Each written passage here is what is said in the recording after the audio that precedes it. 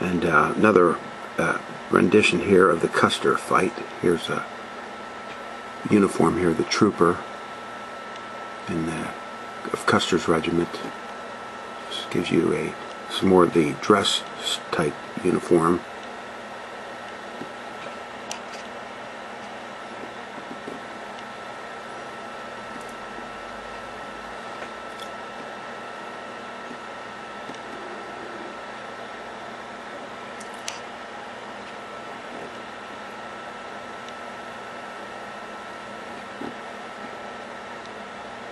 Showing some of the weaponry here that would have been used here in the medallions of Custer. And here's another uniform,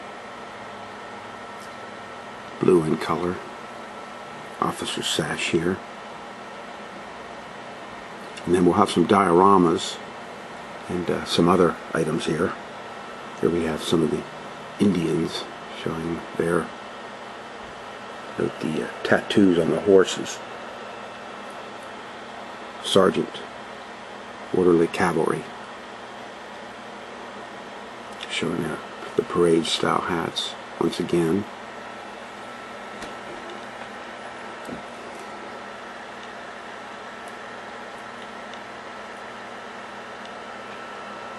Cavalry here, more cavalry. He's rolling a cigarette.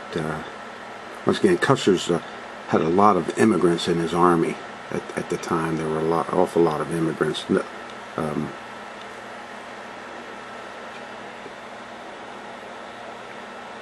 Like a lot of Irish, Italians. Here's some boots here, the type.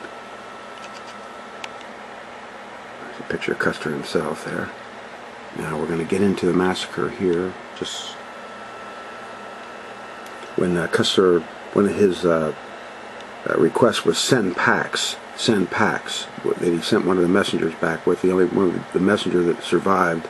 That basically probably had some indication he was very low on ammunition when he started. So he may have actually, one of the theories is that Custer actually just ran out of ammunition. And the Indians just kind of kept back until he ran out of ammunition and then just went in and cleaned him out.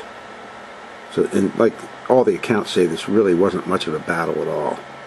But this represents here, there's the individual Indian warrior here.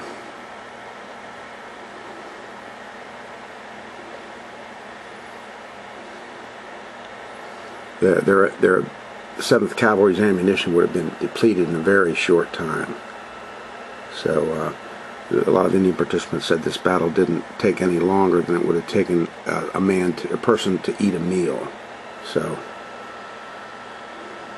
you just see the warriors moving in on Custer's. This is a diorama here, very well done diorama. And we'll have some actual weapons that were captured later on from the Custer's Indian guns that were captured from Custer's men that the Indians later surrendered when they made peace treaties with the United States government. Once again, the Indian individual bravery is the key here. It appears kind of confusing, and probably it would have been very confusing. There would have been a lot of smoke around, and it was dry, so there would have been a lot of clouds from the horses, and a lot of confusion. Plus the fact that, Custer's men may have been out of ammunition. Some of them were trying to run away because the packs never arrived in time.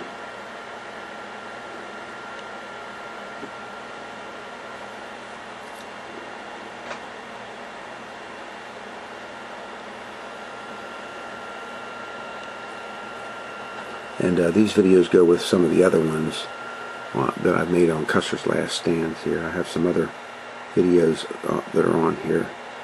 Once again, you can see the topography here. If you've seen the other videos, you realize these guys were just basically out in the open. There was no cover at all. Just maybe some bushes to hide behind here and there scattered, but basically just dry grass, plain, just open targets for arrows, whatever.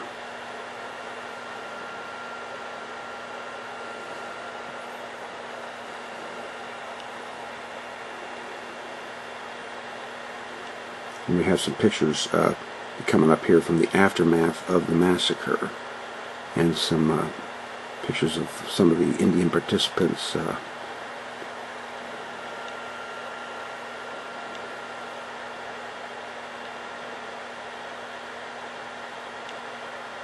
Here the buffalo, the sacred, the Indian sacred god. You know, that's what these Indians were after. They were after these buffalo here, hunting buffalo. When supposedly they went on to the Crow reservation, and then the Crow were upset with the Sioux and some of the other tribes that had moved on to their territory. So they supposedly sent a message out to the United States government to get these nomad type Indians off their reservation, because they were on the Crow reservation. Here we have the buffalo. Here the sacred. This is what these Indians pretty much, you know, lived off, and they had a sacred relationship with these buffalo. Sacred, very sacred. They didn't take their lives needlessly. They used all parts of the buffalo, and you know, they actually had, you know, if you could say, a spiritual relationship with these buffalo. I might be stretching it, but probably wouldn't be stretching it, you know, once again. So I just wanted to spend a little time here with these buffalo here and let you know that these animals were worshipped and appreciated greatly. They kept the Plains Indians alive for centuries before the white man even arrived on the continent. There you have a TP here. Here we have the aftermath of battle. They're stripping some of the troopers here. You can see there the playing cards down there, the gloves, just everything scattered. They didn't waste anything. They took all the clothes, all the guns and everything, and we have some video of some of the guns that they took. Here are more of the aftermath here, close-ups of the troopers, dead horses, guys in their underwear, this type thing. Dogs loose. Another shot here of a trooper being stripped. Like I said, didn't waste any clothes at all, and they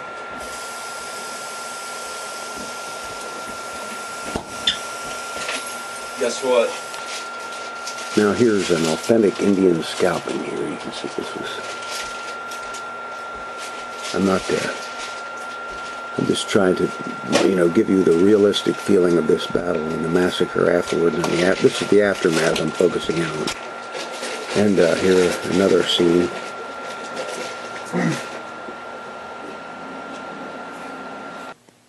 Close up here of Sitting Bull, who was one of the main leaders at the Battle of the Little Bighorn, and later had one of the top of the ghost dance movement.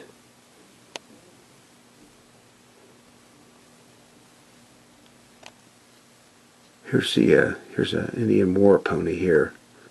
There's the paint. This is an Indian robe here. Note the color. Buffalo robe here. Another Indian war pony or war horse here. Sacred. Here we have a Indian type of ceremony here. This is not a ghost dance or anything, but this is the similar type spiritual movement that would have been reflected type of the Plains Indians. An Indian lodge here. Seeing the buffalo hunters. Indian chief's bonnet here, highly decorated. They say a war bonnet, but they use these for all types of ceremonies. Now this is an actual ghost dance bag here, medicine bag here. The ghost dance was an Indian movement where they tried to, you know, bring back the buffalo and that type thing. The 7th Cavalry, in revenge for the Little Bighorn, ended this movement at Wounded Knee. Powerful medicine man here. Sitting Bull. In one of his ceremonies. Sitting Bull's Winchester here, and on exhibit at the